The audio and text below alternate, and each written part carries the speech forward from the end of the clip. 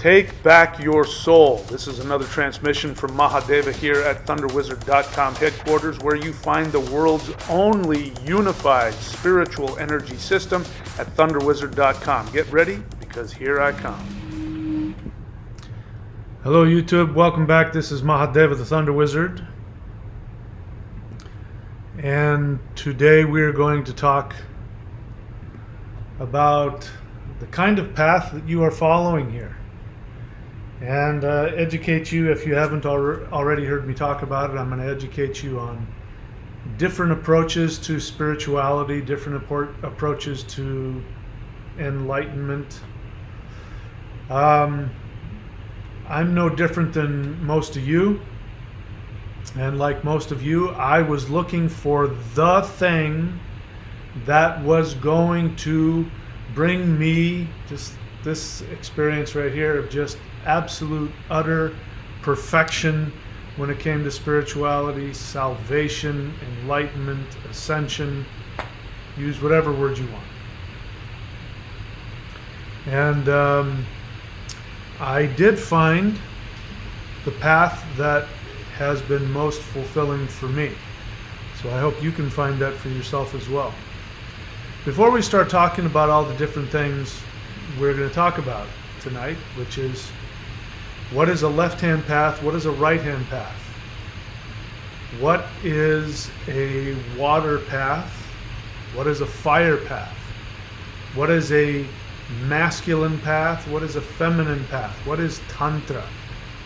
Hopefully I'll get to all of those things, and you'll find out where you belong on that trajectory.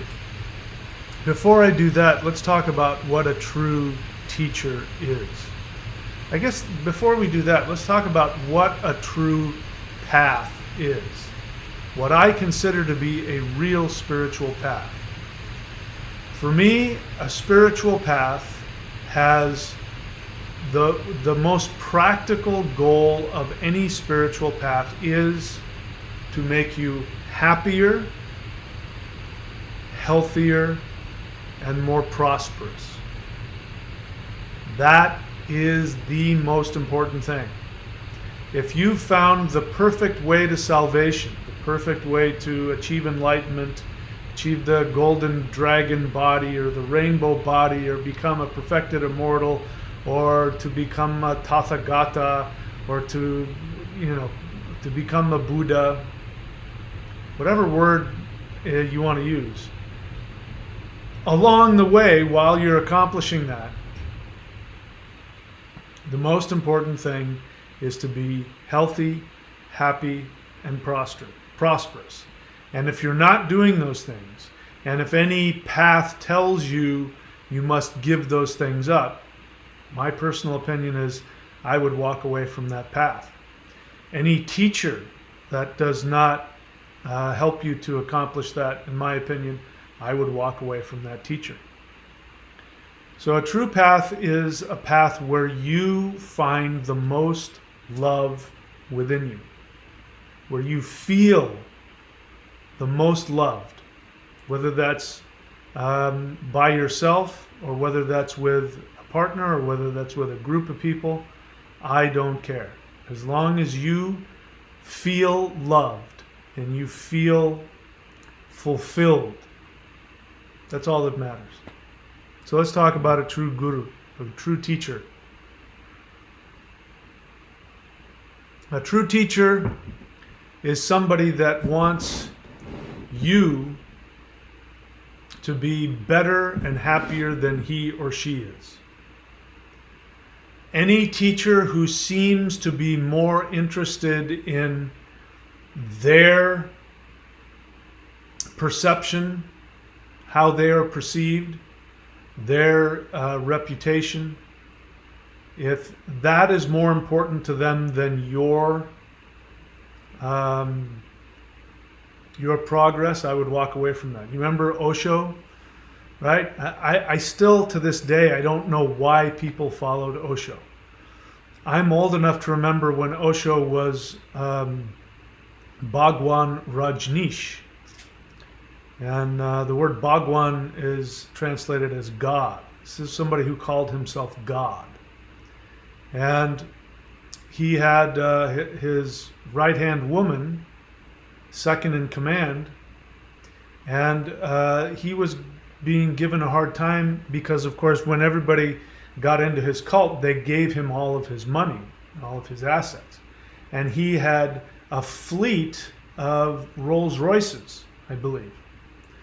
And so he would be chauffeured around in his Rolls Royce, and all of the cult members would be standing around gawking as he, came by, the genuflecting towards him. And people would give him a hard time, would criticize him. And so she was being interviewed, his second in command, and they asked her, if he's a spiritual teacher, why does he have so many Rolls Royces? And she says, I would do anything to give him more. If anything, he deserves more Rolls Royces. The emphasis is how great the Bhagwan is, the God is. So he ended up having to reinvent himself. And then he later reinvented himself as that, sort of, he looked like a 90s hipster hacky sack college kid with the way he wore his hair and all that. So for me, he's a false teacher. I don't feel bad talking about him because he's dead. So I'm not bad mouthing a living teacher, but that to me is not the real thing. Any teacher who doesn't want you to find happiness and love and health, in my opinion, is at the very least a less than completely mature teacher. And any guru that doesn't put your empowerment first, in my opinion, is not a teacher. And so, and also any teacher that does not completely admit to their fallible humanity, to me, is not a real teacher. I definitely believe in deities. I worship deities. I believe in the avatars of Vishnu. Whether they were physically real or not, I'm not so sure about that. But definitely worshiping perfection in deities, that has value. But there's no human being walking around who breathes air, who has to sleep, who has to eat food and get rid of waste. There is no human being on the planet that is fundamentally any different than you. You need to understand that. And if I was smarter and I wanted to make more money, I would tell you that this path that I'm sharing is the only path. If you don't follow this only path, you will be headed for peril. And I'm never going to say that. I'm definitely not the only game in town. I'm the most unique in terms of you won't find anybody that teaches what I teach. That's true. But that doesn't mean that my path is the only path. And the only thing that matters in the end, when you achieve the golden dragon body, the rainbow body, you become a perfected immortal, you achieve enlightenment, you become the Buddha, you become a Tathagata, you become whatever, a bodhisattva. If you accomplish all of those things while you're still in the flesh, if you don't have love, you have nothing. If you don't feel loved, you have nothing. No amount of money, no amount of fame, no amount of reputation, no amount of spiritual power. Even if you have the ability to levitate, even if you have the ability to heal the masses with your third eye, That means nothing. It's absolutely meaningless if you don't feel loved. And here's the great thing. There are no shortage of very limited human beings who have not accomplished anything in terms of all the stuff that I just mentioned, but they do have love. They love themselves. They have people in their lives that love them. They have good relationships with others. The other thing that's going to matter is, when you're done with this life, what you have accomplished in terms of achieving your own happiness and fulfillment, that is going to be measured by the amount of people who have benefited from you being alive. Now, that doesn't mean that there are people like Mother Teresa. She's dead. I don't have a problem talking about her either. But Mother Teresa, in fact, people throw the word out. What are you, Mother Teresa? Maybe some of you who are younger than me, maybe you don't know who she is, but she just recently passed away not too long ago. And she was a Catholic nun who spent her whole life giving to the poor, supposedly. But as it turns out, she was very depressed and didn't understand why God was so cruel. And apparently she wasn't all that loving and kind, at least according to some people. And so I don't know what good she did or didn't do to people, but if you don't feel loved within yourself, if you don't feel empowered within yourself, there won't be any other people to stand up for you when you're done and say, yeah, not only was so-and-so a really happy person, but my life was empowered because of their life. And that's it. There's only two things that need to happen in this life, which is really just one thing. You fulfill your own happiness, your own joy, your own true spiritual purpose.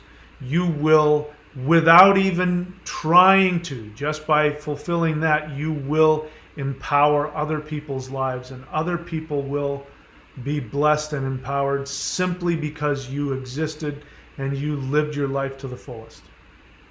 And there's no shortage of people out here who have given their lives to being the most adored, the most loved, the most respected. They've given millions of dollars to the poor, and they do this thing and they do that thing.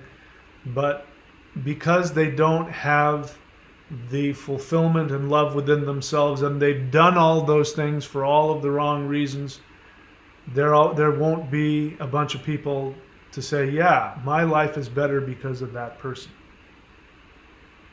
So that's a true path, and that's a true teacher. A true teacher is somebody that wants you to be happier than they are, that wants you to be more successful than they are.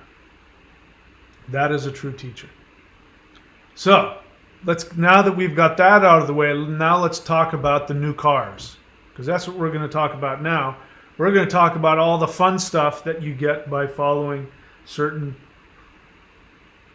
spiritual paths, and all of the fireworks and all of the fun stuff, because it is fun. Now, having said all of that, I also want you to know that I practice a spiritual path that is fun. It's fun and it's exciting, and it's got bells and whistles, and it's cool, and it makes me feel good. I get high from doing it. It gives me energy. At least in the past, I don't practice it this way now, but it gave me superpowers at one time. And so if you want to go after superpowers and you want to become a Dr. Manhattan, you can, along your path towards finding your fulfillment. There's nothing wrong with that. So we'll talk about the different paths. So the first we're going to talk about, you've heard me talk about it before. If you're new to the channel and you haven't, get out a pen and piece of paper and write this stuff down. So I don't know if you've heard of it, but people talk about it a lot. There's such a thing as a right-hand path and a left-hand path. Now, no path is a superior path, neither of them. They both have their strengths and they both have their weaknesses. The goal of both the right-hand and the left-hand path is the same. It is to help you to release your attachments to the illusion of the manifested physical world. That is the end goal. The end goal is so that you are focused only on your spiritual nature, and that is what's most important to you. The experience of that, the quest for that becomes most important. And that is the end goal of both the right-hand path and the left-hand path. The right-hand path. The right-hand path is the path of almost every spiritual path out there. The right-hand path is the path that has to do with discipline. So discipline is extremely important, because without discipline, you are not capable, and those of you who've been following me a long time, I want you to listen to what I'm about to say. It's very important. Discipline is absolutely essential, because without discipline, you will not have the ability to take actions based on your soul when it goes against your impulses, your instincts, and your emotions. And as you know, that's what life is all about. If you haven't read my book already, either read my book or go watch the videos. You can go to my playlists. Again, please learn how to go to my YouTube channel page, find the playlists and watch them. Learn how to search within the channel. If you don't know how to do that, put the time and effort to figure that out. If I'm on my laptop, I go to my channel page and I look for the little magnifying glass and I click on it, and then I can put any search term I want. If you're on a phone or a tablet, you'll have to find some pull down menu where you can enter a search term for the channel.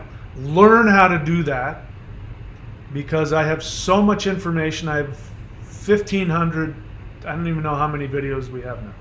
1,500, 2,000 videos or something like that. And whatever your question is, I've probably answered it many times. All right, having said that, if you haven't already watched the videos, The Shamanic Secret Commandment to a Perfect Life, watch those videos. I read the book. If you want to get the book, I recommend that. It's a cheap book. It's a small book. It's really a booklet. But that is the most important book that I have. If you master what's in that book, you won't need anything else in life. In that, I tell you there's basically only two things that this life is about. The first one is why you incarnated. You incarnated for one reason only. You incarnated so that you would have the most spiritual fun you could have. Your soul, like Disneyland, came down to earth to experience Disneyland. It wanted to have fun in a very specific way.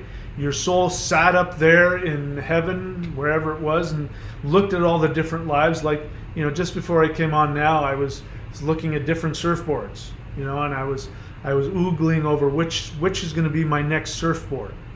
Well, your soul does that when it comes to incarnating. It looks, through all the pamphlets of all the different kinds of lives it can have.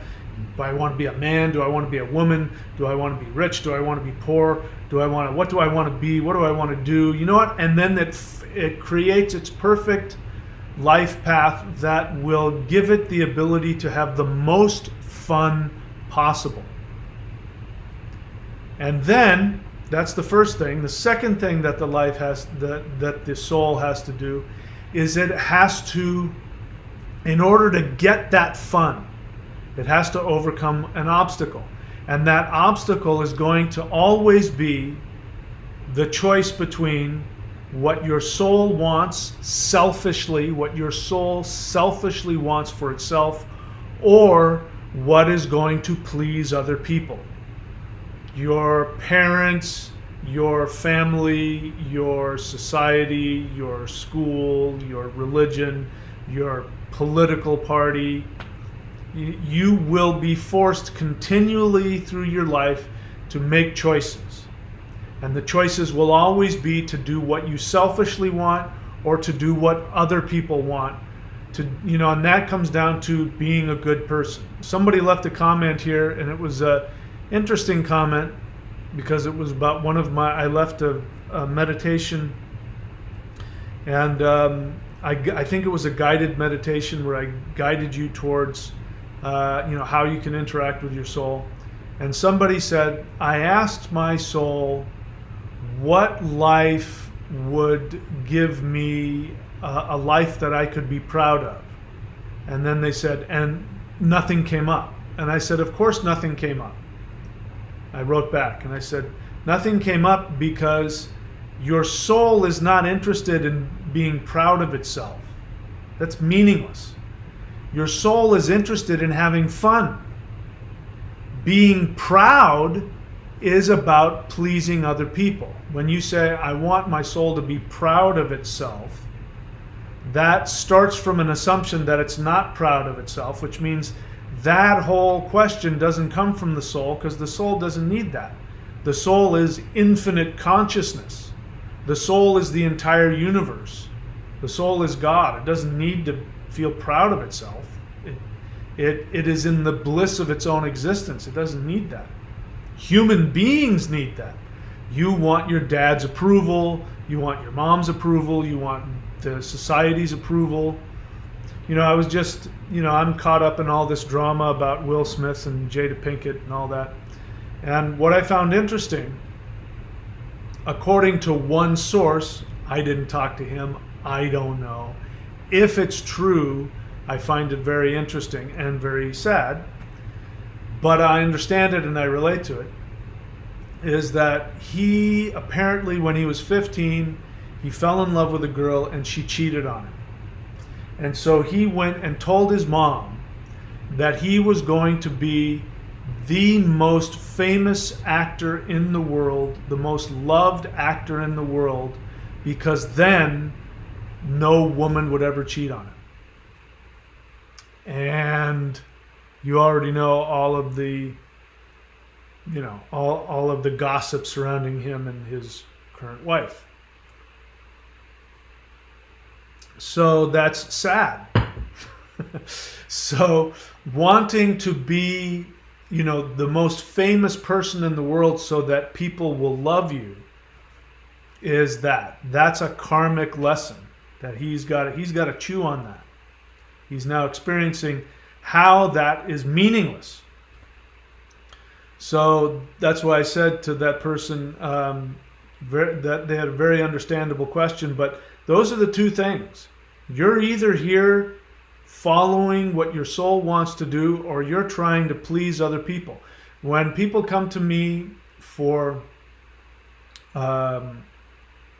career consultations, I take them through a series of questions so that I can help them find out what it is they truly want to do. And very often I will run into somebody who will start to tell me something that they want to do, and it becomes clear to me that that's what they think they're supposed to do. That's what they think is going to get approval. A lot of people think they want money. In fact, people will spend all kinds of energy thinking about how they can be financially successful. But the only reason they're doing that is because they think that's what they're supposed to do. A successful person is a good person. It's like, I'm doing something that I can be proud of, which really means I want you to be proud of me. I want you to accept me. And so that's going to always be the challenge. Will come up in a different way. It's like a whack-a-mole. You think you figured it out, and then it'll raise its head up in some other way.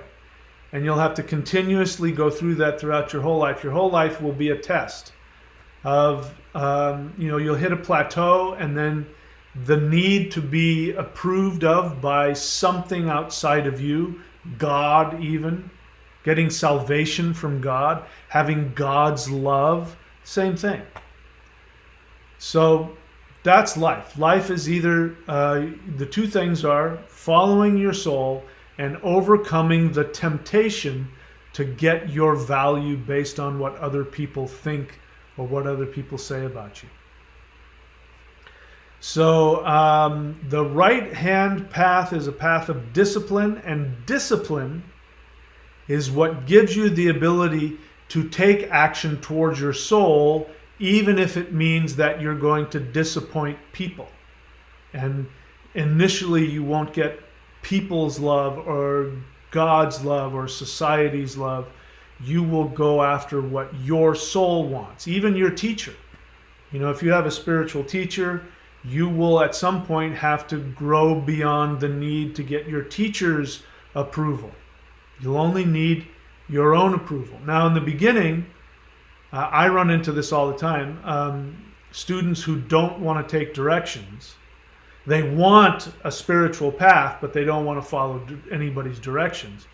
That's not because they're following their soul. That's because they don't want to do the discipline. They can't tolerate it. So they say, I don't follow anybody. I'm my own teacher. Well, no. In the beginning, nobody can be their own teacher. It doesn't work like that. But eventually you get to the point where you get some degree of mastery over what the teacher gives you, and then you have to fly free. Then you have to figure out your own path. And then it's about listening to your soul. You will have to learn what your teacher did right and what they did wrong, what holes they had in their knowledge, their wisdom. And, I guarantee you that you will have to experience some of that. But the right-hand path is extremely important because it gives you the discipline to take action even when your ego doesn't get fulfilled from it. The downside of the right-hand path is that it takes a long time. The upside of the right-hand path is that it's safer. So you're far less likely to harm yourself because it's a safer path. You take a longer time, you follow a lot more rules, and you learn and have to follow discipline, and all of these things are good. And so you're less likely to damage yourself because of the spiritual power. One of the downsides of the right-hand path is that you can become full of yourself.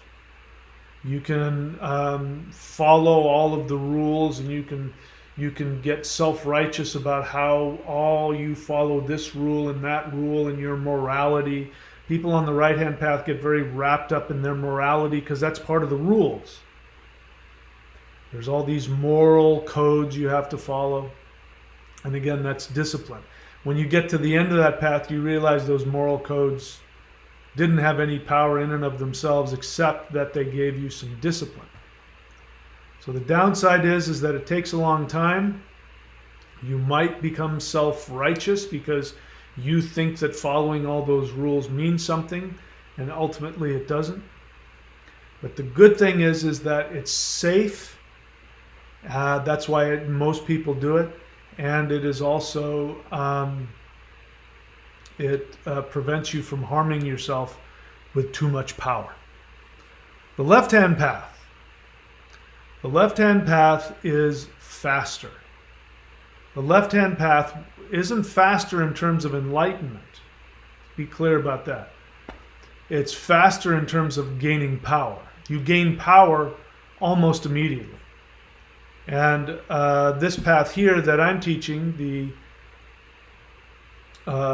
lightning qigong, the Mao Shan path, that is a left-hand path. And if you've done it, those of you who have subscribed to that, you go to thunderwizard.com, click around for Warrior 90-Day Lightning Qigong, subscribe to that. You just go and scroll down to the first video and you follow the video. You just press play and you just do the exercises that I do. You will feel power. Some people will feel it immediately. And so it's a left-hand path. It's a path of spiritual and energetic power that you get almost immediately, if not immediately. And you can develop very quickly and gain power very quickly on that path. So that's one of the good things about it. The other good thing about it is that you don't waste a lot of time following rules and morals that are only really there designed to give you discipline. So this is why most people have to do it, because the truth is that most people, if you give them power, they will damage themselves and damage other people. So they think all of those rules mean something, but in actuality, those rules are there to protect them from harming themselves and harming others. So the left-hand path, you will find, has far less rules. You don't have to wait, and so unfortunately, you then have to deal with discipline in a completely different way. The right-hand path is very user-friendly, meaning that you do it and it doesn't challenge your reality and it doesn't challenge your experience of what the world is. It doesn't destroy your ego. Your ego stays intact. So it's very user-friendly. Very slowly it starts to dissolve away. The ego starts to dissolve away your perception, your bubble of perception. And so it happens so slowly that it's actually very user-friendly, so you don't go through a lot of trauma and turmoil. Whereas the left-hand path, in order to gain power, the first thing it does is it goes in and it demolishes your attachments to who you think you are. It destroys your idea of what you think reality is. And the temptations can be enormous. You have the temptation of doing something with all the power that you now have. A lot of people on the left-hand path, if they're not prepared, if they're not emotionally prepared, if they're not disciplined, they can go crazy. So you've heard of Kundalini psychosis probably. There's also chi sickness. If in Taoist understanding, there's a thing called, oh, that guy has chi sickness, which means that he gained too much power and he started losing his mind. Power went to his head, literally.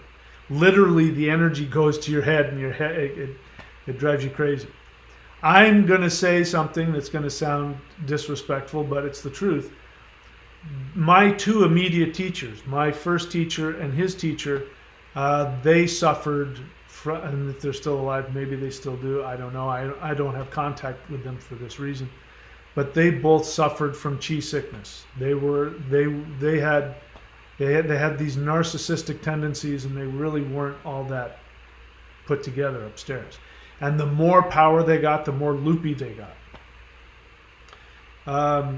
So that's one of the downsides of that. And I've seen, without naming any names, I won't, but I've seen, at least in one experience, if not more than that, I've seen one person who took a left-hand path and gained a tremendous amount of power and a tremendous amount of influence over other people and over students, and he suffered physically. He suffered tremendously in ways that you and I don't want, in ways that you wouldn't expect from a spiritual teacher. And so when you have a lot of power, the other downside is if you don't act with integrity, that power will come back and bite you in the rear end and could kill you, could destroy your life, could make you sick and kill you. So that's one of the downsides of the left-hand path. And so that's why it's very important, if you have a left-hand path, that you have a teacher who has integrity. A teacher who isn't doing it for ego, who isn't doing it for fame, who isn't doing it for riches. They're doing it as part of their personal path and as a way of helping everybody else. If you have one of those teachers, their integrity, you're under their umbrella of their integrity. And so you have some protection. Even if you yourself may feel tempted to use the power, if your teacher has integrity, that integrity will drape over you and protect you. And I say that because I've seen the opposite. I've seen what happens with teachers that didn't have any integrity, that didn't have a lot of discipline, they didn't have a lot of maturity, and they gained a lot of power, and they gained a lot of influence, and they used their power to gain influence and to, get narcissistic attention for all of their power, and wanted to be seen as, enlightened masters. And so I've seen that also their students also suffered. So I've seen students under those teachers who have suffered from emotional problems, psychological problems, and even spiritual problems. In some cases, you have students who get attacked by evil spirits and ghosts and things like that. And what that means is that their teacher doesn't have an umbrella of integrity to cover them. And so that's, again, very important. If you're going to go down the left-hand path, you better make sure that your teacher has integrity, has boundaries, has strength, has maturity, has all of those things. So you've got to make sure that you know what you're getting yourself into, because you're giving yourself over to them. When you're following their instruction and their advice, you're giving yourself over to them, and you will be influenced by them. The other truth is that, teachers without any integrity, or who lack integrity or maturity, they tend to attract immature, selfish students. So like does attract like. So there's some differences between the right-hand path and the left-hand path. What about a masculine path versus a feminine path? Well, generally speaking, the right-hand path is a masculine path. Right hand, that the symbolism means something. The right side of the body is the masculine side. It's connected to the left side of the brain, which is the logical brain, the practical brain. It has to think things out. But it's the right hand of your body, the right side of your body is what you use to defend yourself. It's what you use to take action and make things happen. Traditionally, the reason why people are mostly right-handed is because for some reason, as we were evolving, human beings evolved to throw spears with their right hand. And so, like, you've heard the phrase, that guy throws like a girl. Well, if you take the average guy and put a baseball in his left hand, he'll throw like a girl. But if you put it in his right hand, he will throw it differently. That's because his body has evolved to throw a spear with the right hand. So that's part of the reason these symbols come up. But they do have some meaning. The right hand is masculine. The left hand is feminine. The right hand, you're holding a spear. With the left hand, you're cradling your wife and your child, if you're a caveman. So the left hand is the feminine, nurtures, it brings things to you, it opens you up to who you are. Isn't it true that your heart is on the left side of the center of your chest, right? I just realized that. I hope I didn't make a mistake and make myself look stupid by saying that. Anyway, so right-hand path versus masculine is the right-hand path. A left-hand path is a feminine path. That's why in very esoteric, powerful spirituality, you have worship of the goddess. Right-hand path, they worship God, God the Father. They will usually worship a masculine deity. Usually. Feminine power, when you start going down a left-hand path, now you have people who worship Shakti. They worship the feminine. They worship the goddess. And if you've ever seen photos, if you've ever seen pictures of Kali and Shiva, Shiva is in corpse pose. He's just lying on the ground like a corpse. And Kali is standing above him, dancing. She's got all the power. He is surrendering his strength to her power. So the left-hand path is a feminine path, a path of power. So now let's get to this fire path versus water path. I find this to be a very interesting subject. There's a meditative practice in Taoism called the microcosmic orbit, where you meditate bringing energy usually up the back and down the front. Up the back and down the front. Am I doing that right? Yeah. And that is called the fire path, because it's hot coming up and then it cools coming down, right? Fire ascends, water descends. There is a way of doing the microcosmic orbit which is backwards. You go up the front and down the back. Am I doing that backwards? Do I got that right? Somebody will correct me if I've got myself mixed up here. So yeah, no, the water path is up the front and down the back. So the Mao Shan path, what we're doing, I've been practicing this for 30 years, and I have had to do a lot of reverse engineering.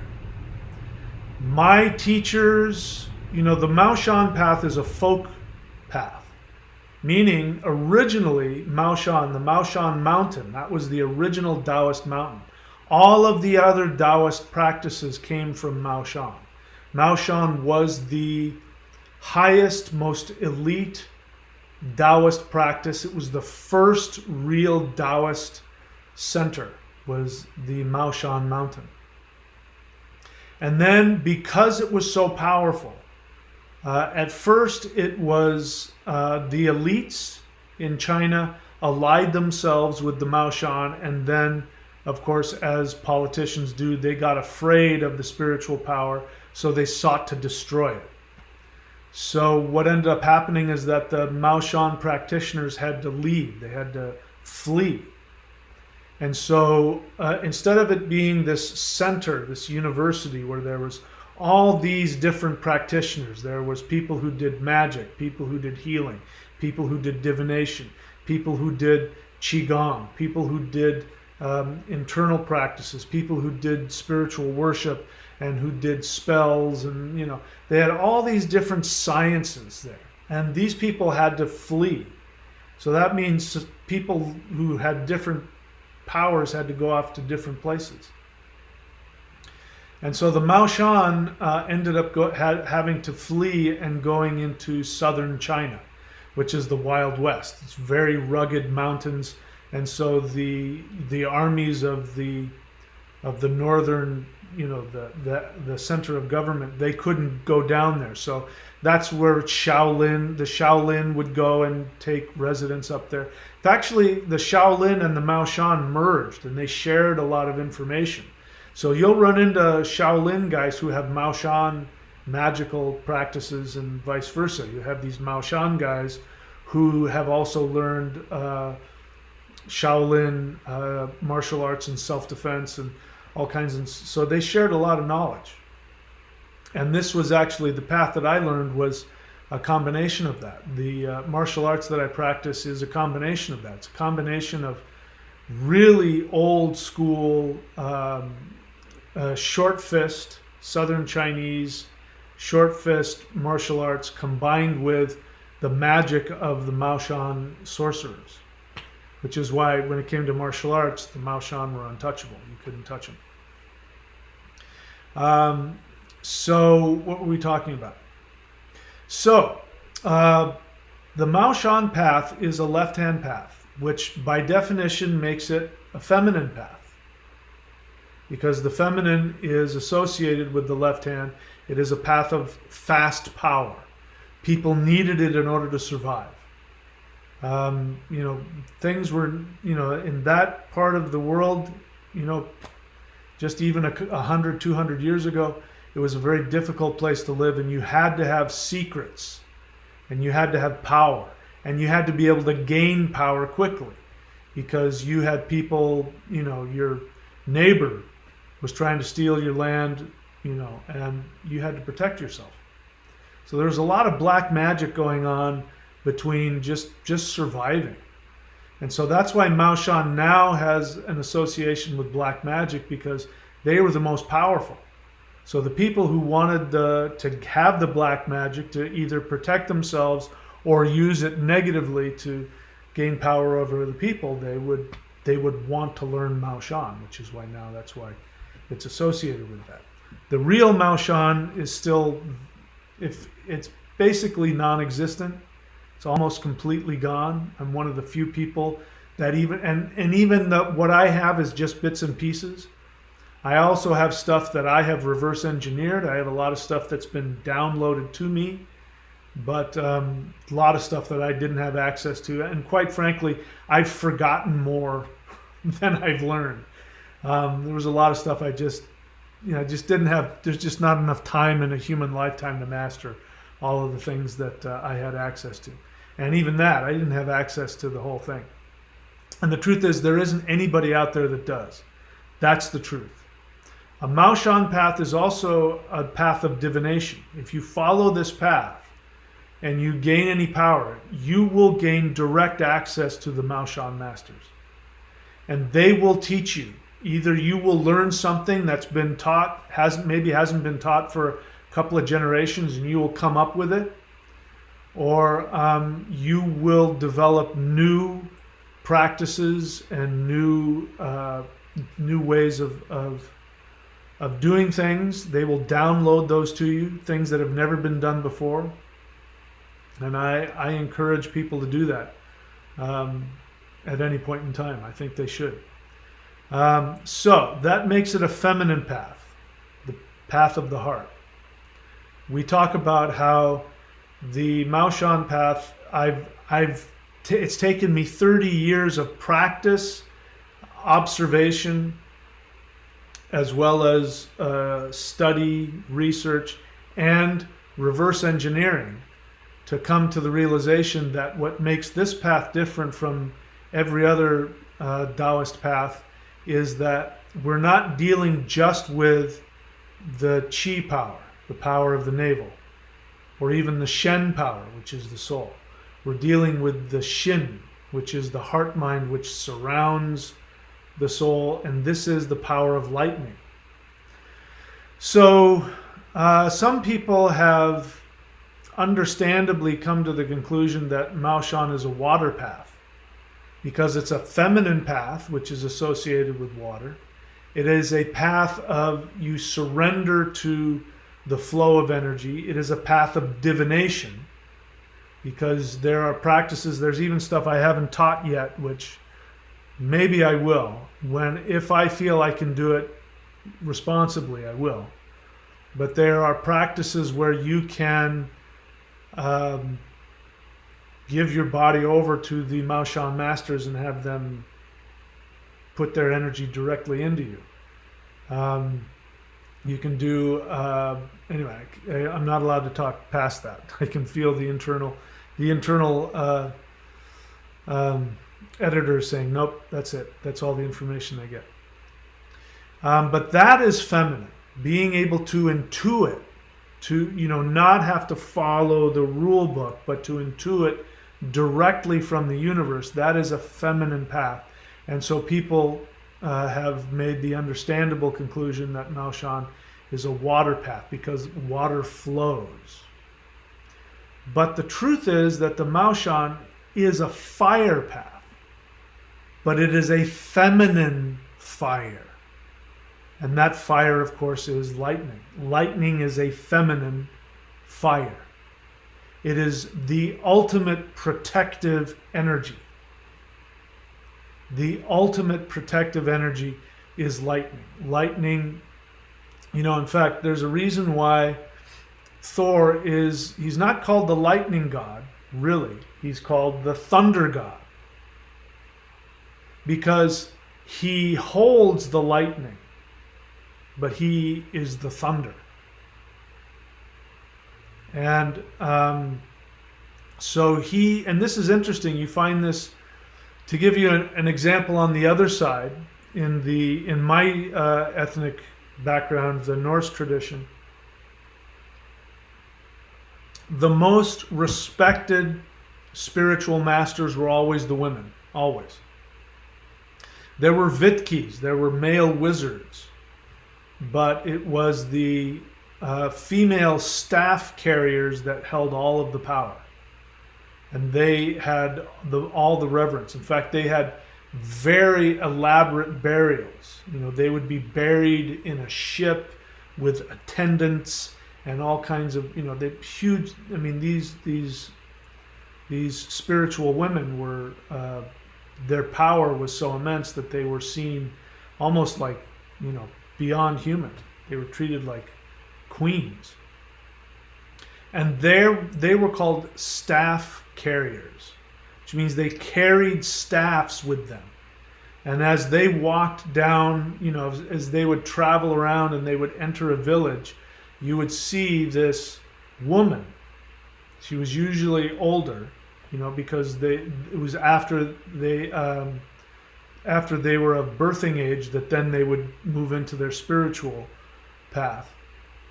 Which you would see this woman walking down the village, and she would be carrying a staff, walking down with a staff. And that was, you knew that she was the one that had all the power. And what's interesting is that she wasn't the staff. She was the staff carrier, which means that she was entrusted to hold and nurture the masculine power. And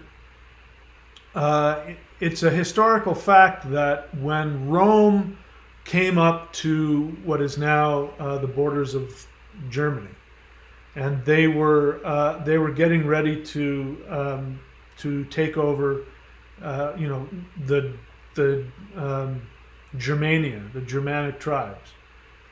The staff carrier women told the generals, because all of these different Germanic tribes had come together and they created this huge army, and the staff carrier women went to the generals and said, "Do not fight them." They were staring at each other across a field. The Romans were on one side, camped on one side, and the Germanic tribes were camped on another. And the mistake that they made was that the Germanic tribes men decided they were going to attack first. And the staff carrier women told them, "Don't do it. If you do it, you'll lose." And they didn't listen. And the rest is history. Europe would be a completely different place had they listened to the women, had they listened to the staff carriers, because the women held the power of the masculine. They held it in their hands. Other traditions, I mean, I don't know what, how true it is, but you hear in other traditions of, the men holding the staff. You see kings will be given some kind of a ceremonial staff. The stereotypical Native American who's holding the talking stick. This was different. The women had all of the power. And when we stopped listening to the feminine, that's when we got took over. And the last 2,000 years we can owe to those generals who decided to listen to their own ego, wanting to, drive out the Romans through the power of their might, instead of listening to the staff carriers who said, "Wait, you have to wait. If you'll win if you just wait." But they didn't. So the power of the feminine is what the left-hand path is all about. And this lightning power that I'm sharing with you is a feminine power. And the Maoshan is a feminine power, and it has all of the associations with the feminine power. Intuition, going with the flow of energy, listening to the earth, listening to the nature. These are all things that the feminine does. Just on a physical level. The thing, I'm always blown away at how intricate the smell power is that women have. They have the ability, their noses, they're like animals. They can smell everything. I don't have that power. I remember being married, my now ex-wife. I would go off to wherever I was doing. I think I was acting in a theater company, and I would come home, and she would give me a hug, and she would be able to tell on my shirt who I hugged. Like she'd go, "Oh, that's so and so. Oh yeah, that's so and so," and she could tell all the people, men, women, both. She could smell them on my shirt. Which is, by the way, guys out there who think that they can cheat on their women and get away with it. I mean, besides the fact that women will always know what you're thinking. Sorry, they will. Ladies, if you aren't able to tell what your man is thinking, it's because you are denying your power. You're wanting to throw your power away. You're trying to kiss some guy's ass, hoping that he'll love you. Because the truth is, women will always know what you're thinking. So don't even bother lying when they say, "Does my ass look too big in these jeans?" Because they're going to know what you really think. But the other thing is that they can smell on you. I mean, you can take a shower if you want. You want to go cheat on your woman? Fine, go take a shower. It won't matter. They'll still be able to smell it on you. Trust me, they're going to be sitting next to you and they're going to go, "Were you just with what's her name?" "No." "Yeah, I can smell her on you." "How can you smell it on me? I just took a shower." Trust me, they know. But that's the power of the feminine, to be able to read the signs in nature much more powerfully than men can. Did we get through everything? So the Maoshan is a fire path, but it is a feminine fire path. And if you want to understand what that means, then I invite you to go up here to thunderwizard.com, click around until you see Warrior 90-Day Lightning Qigong and sign up. You can unsubscribe whenever you want. It's cheaper than buying a coffee at Starbucks every day. And there's a lot more cool stuff that's going to be coming soon in the Maoshan practice. Maoshan.thunderwizard.com, which is the spirit fighting shamanic forms, the 5 elements. And that I have reduced by $750. So you can check that out. All right, I'm now ready to take questions. If you have any questions, please write the word question in all caps. And you can share any honest feelings that you have as well. And of course, if you violate those rules, there's a good chance I'm going to psychoanalyze you, and nobody likes that. So, Thundra says hello. You can go check her out. She is at thunderwizard.com. She is one of my Vedic astrologers, and she's got all kinds of other cool stuff that she does. Go to her website, thundra.thunderwizard.com. Check her out. If you want me to do for you what I just did for her, you can go to Lockdown, LOCKDOWN.thunderwizard.com. If you take that course and pass the very simple test, I will give you a page on my website, .thunderwizard.com. And if you say hello and remind me who you are on one of the live streams, I will do for you what I just did for her. Spectrum of Life question. Is there an energy work that can make our bodies biologically youthful? Yes. It is called, guess. Let's just let everybody say, it's called what? That's right, it's called lightning qigong. It's the most powerful one that I know of. My teachers, what I remember, this was me 30 years ago, but they were old men, but they had the softest hands I've ever felt in my life.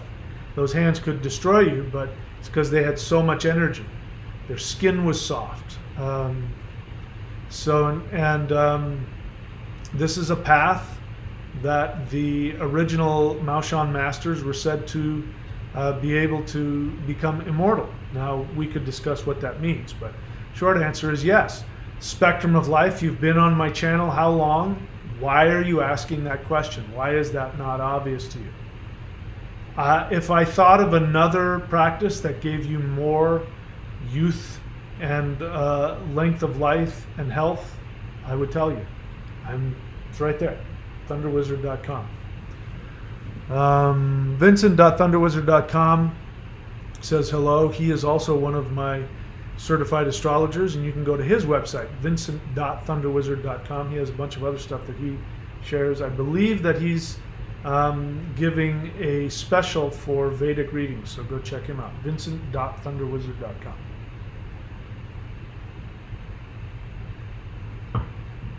Casey Jones, question. Yesterday I had a spiritual experience. Yeah, I saw your comment and I tried to respond, but my internet didn't cooperate. Anyways, I'll read your whole question before I respond. You say, yesterday I had a spiritual experience. It was a panic-inducing initially, then I started to weep, and the tears seemed to have a healing effect. Tears always have a healing effect. Did you know that tears contain toxins? You're actually releasing toxins when you cry. My heart center was beaming, and I've had a sensation of my third eye ever since then. This morning I saw a text that was from the Oracle, whatever that means. I swiped the notification away, and when I went to look for the message, it wasn't there. Wondering if you have had a similar experience. So experiences are great, especially when they feel good. But every spiritual experience, whether it's a shamanic experience or an energy experience, what you want to do is you want to see if it results practically in a change of actions or in an ability to take actions that bring things to you. I recently just had one where I decided that I was going to really put some effort into making the most of where I'm living and what I'm doing, and I went to the ocean here, and I apologized to the ocean because I'd been thinking negatively about, I wish I was in Australia and the water here and the waves here and the blah blah blah. And I went to the ocean and I apologized. I said, I'm sorry. I want to have a relationship with you, and I want to really connect and get the most out of being here, and I need your help. I need you to show me where all the power and the blessings are, and I'm going to surrender to you to allow you to bring me that. And the very next day I had great surfing, and I've had very good experiences since then. I'm starting to feel like I think I can make this work where I'm at. So having a spiritual experience is great, and yours sounds like it was amazing. You were able to release some emotions, which is great because it means you're becoming conscious of things that were in your unconscious mind. You've had an experience where you feel like your third eye is open, so that all of that sounds like a very powerful spiritual experience. So if you're asking have I had that, I'm not you. So I haven't had your spiritual experience. You don't need for me to have a similar experience for yours to be valid. You're an individual, you're your own person. And if what you're saying is true, it sounds like you're going to have good results because it seems like positive things are happening. But the thing about spiritual experiences is they're like the weather. They come and they go. So you'll have a spiritual experience, you'll feel really wonderful and empowered, and then later on, you won't feel it. You'll feel crummy and you'll feel trapped and you'll have problems, and and you still have to do the spiritual work, which is taking action. So when you have a good spiritual experience, celebrate it, enjoy it, feast on it, but don't attach to it. That is one of the mistakes that my initial two teachers made. They were really attached to their spiritual powers and their experiences. And so, it doesn't matter how far along the path you are, you can always, fall off the cliff if you lose your focus. So, congratulations, whatever you're doing, I don't know what it is, whatever you're doing seemed to work based on what you're saying. Now you sit back and you watch and you see what happens. Watch what happens with your life. And again, the things that may mean the most: are you happy? Are you healthy? Are you prosperous? Or are you happier, more healthy, and more prosperous than you were before? If you're making progress in those things, you're going in the right direction. But, again, spiritual experiences are just that. They're experiences, and experiences come and go. So the discipline is what's important, but congratulations on what you happen. I don't know what this other stuff here is you're talking about. Message from the Oracle, and I don't know what that is, but there you go. Anyway, congratulations. Flame 160 question: does non-psychoactive CBD, no THC, interfere with energy practices? I honestly don't know. I know that CBD doesn't get you high. THC does get you high. It's not the fact that it gets you high that it's a problem, but THC is actually very bad for your energy. People don't realize that the Chinese used THC, they used cannabis in their healing practice, and they made teas out of it and other things like that. But people don't realize that, that cannabis normally was a weed. It grew, in around drainage ditches and things like that. And wild, you had about 3% THC. So you could take cannabis and make teas out of it, and the THC at that low level actually did put enough fire into the body to help raise the chi level, and it could have a healing effect, taking in certain doses. But the stuff that they're coming out with now, 20%, 30%, it's so overkill. And I've made a video about it. It's horrible for your energy body and for your chi. It destroys it. So I'm sorry for those of you out there. I'm not trying to harsh your buzz, man. If you enjoy doing it and you do it for recreation, by all means, you're a human being. Do whatever you want. I don't have any judgment.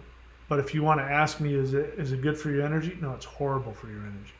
In fact, it's the fastest way to get sick. It's the fastest way to get viruses. It's the fastest way if you're a man, to destroy your testosterone level. It'll make you impotent. It'll start making you more feminine in appearance. It's horrible. So, when people talk about using it as a medicine, the way people talk about using it as a medicine is a lot different than when it was originally used. When some Chinese herbalist would, see a drainage ditch and he'd yank up a cannabis plant and, process it and get that 3% THC to raise somebody's fire level so that their chi would move. It's a lot different than eating an edible with 30% THC and then being high for 3 days and, hallucinating. Totally different deal. So I can't answer your question. And that's because, number one, I don't know. So I'm not educated on whether CBD interferes with energy practices or not. I don't ingest CBD, and the only reason I don't is because it gives me a headache.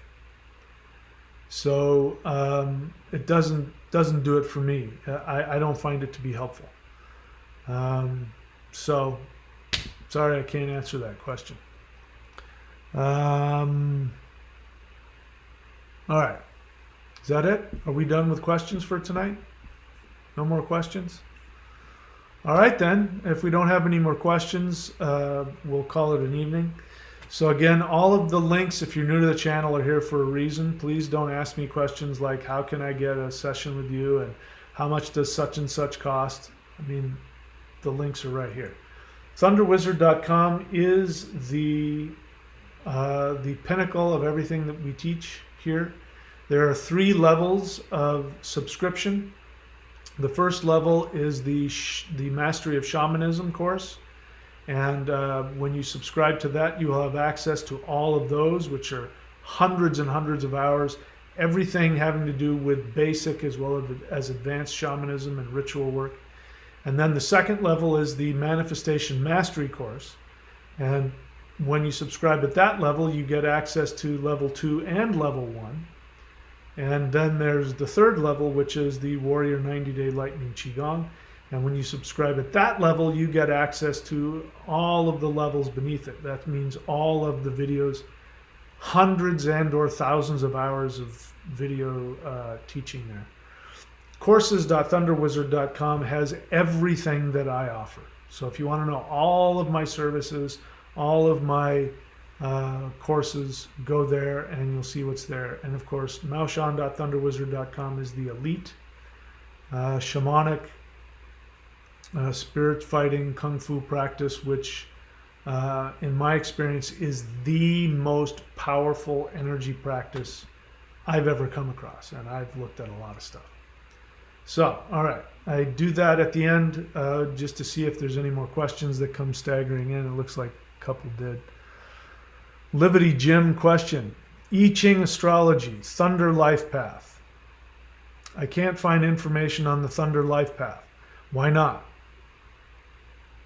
If you were able to find out what a Thunder Life Path is, then you went to the right website, right? So if you really want to know, you can go to thundra.thunderwizard.com. She will give you an I Ching astrology reading and connect it to your Vedic astrology.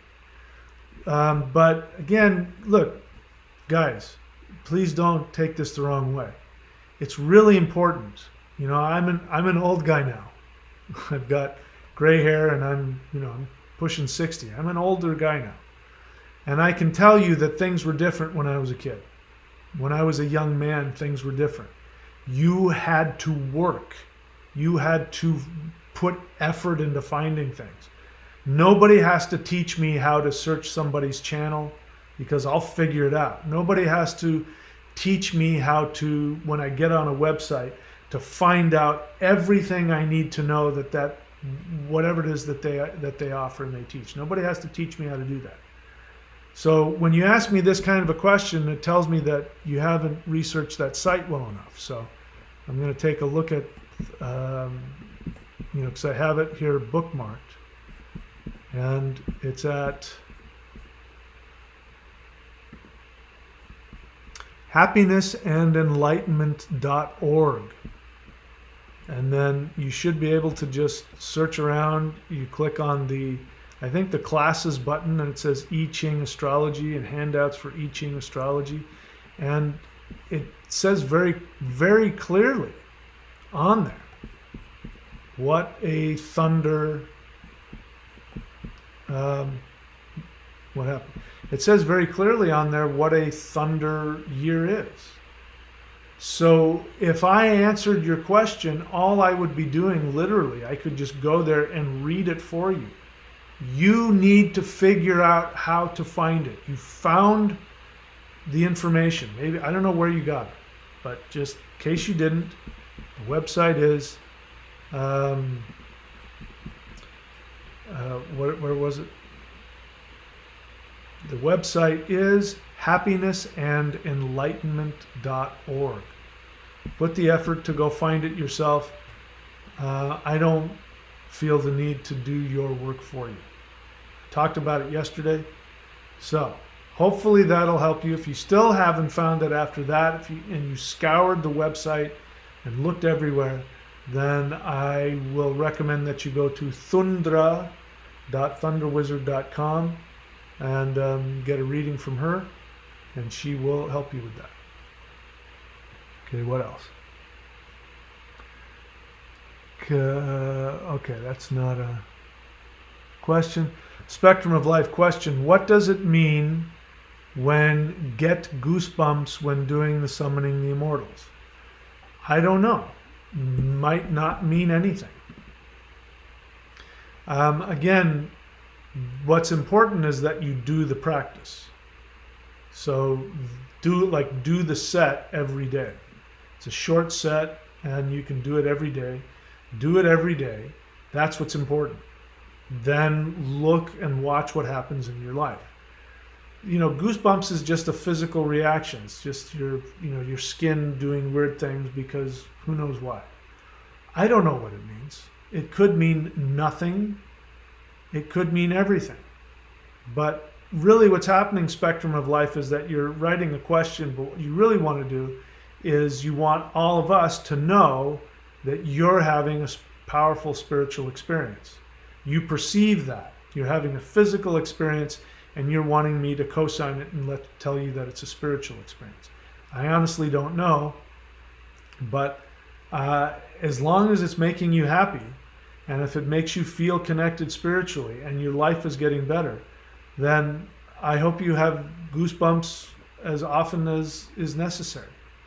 But again, as I said to somebody else, an experience is just an experience, and they change.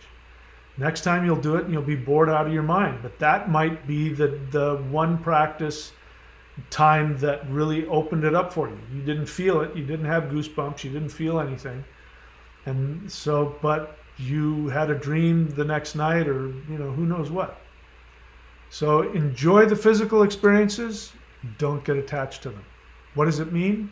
I don't know. You tell me. You're the one that had the experience. I didn't. Congratulations. I'm glad it worked for you. In case you guys don't know, you can go look on the playlists on my thunderwizard.com YouTube channel, and you can find the Awakening the Immortals Qigong if you want to have a powerful physical and or spiritual experience. That is a very powerful Mao Shan practice that I've given away to the world for free, so please make use of it. All right, is that it? Are we all done? No more questions? Okay, guys. Thank you for showing up. And yeah, take care of yourselves. Stay safe. Something's coming. I can feel it. Keep doing your practice, whatever it is. Whether you're doing a free practice, whether you're doing my practice or somebody else's practice, or whether you're doing one of the high-level practices here. Just do it every day. That's the only thing that matters, because something's coming. And the more practice that you do, the more ready you will be to merge and be part of that. Right? We got a question here as I was trying to leave. Tavadiyal Tripura Sundari Rati Devi. That's a big name. Question: is the first level apprentice still available? I don't know. I think we might have reached. I mean, you should see it on there. Either there is an available slot or there isn't. So you say, I'd like to learn from you if that's possible. I know that there's the second level apprenticeship, which you can do, which if you really want to learn from me, instead of just working with me one time a month, you'll work with me twice. So there is still an option there available for you. But if for whatever reason you're unwilling to do that and you want to just go that first level apprentice, you'll have to wait until a slot opens up. So got to keep your eyes open. Sorry about that. Baba Junzo question: why do the right-hand paths tend to be more dualistic compared to the left-hand path? Right hand connects to what part of the brain? That's right, the left side of the brain. And the left side of the brain is the what? Oh yeah, it's the more dualistic side of the brain. The left hand associates with what side of the brain? That's right. The right hand, the right side of the brain. And the right side of the brain is what? That's right. It's the more intuitive, the more spiritual, sees things as a unity. You knew that. You didn't need to ask me that. You already knew that. Livity Jim question. You say something is coming. What do you think is coming? Livity Jim, welcome to my channel. If you really want me to answer that question, which I'm happy to do, please go and watch some of my most recent videos. If you don't know that, go onto the YouTube channel, the thunderwizard.com YouTube channel page, and just look at the videos that I've talked about recently, and you'll hear me talk about it for hours. I don't have time tonight to answer that, but I appreciate your question. Is that it? Anything else? Nothing else. Okay, guys, that's it. I wish you guys all the best. I'm going to eat some food and relax because it's almost midnight here in Florida, which, you know, I was complaining about how cold it was here. Remember that? It ain't cold anymore. It's 90 degrees with 90% humidity. It is, this is the hottest. I mean, is this perhaps the hottest place on the planet? I think maybe it is. Anyway, and I'm covered in bug bites. Okay, that's it, guys. Thank you. I wish you all the best, and I will see you all very soon. If you have questions for me, put them in the YouTube comment section of any of the videos. And if I like your questions, I will do a video about it for you. Okay? All right. That's it. I wish you guys everything good. And by the way, remember, you are loved for one reason only, and that is because you exist. So act like it. What does that mean? It means take actions, take noble actions. Don't act like frightened, spoiled children, because frightened, spoiled children don't feel loved. People who feel loved take noble actions towards their own empowerment. And that is what I wish for you, that you have that awareness that you are the most powerful beings that ever existed. In fact, I can't say it any better than this.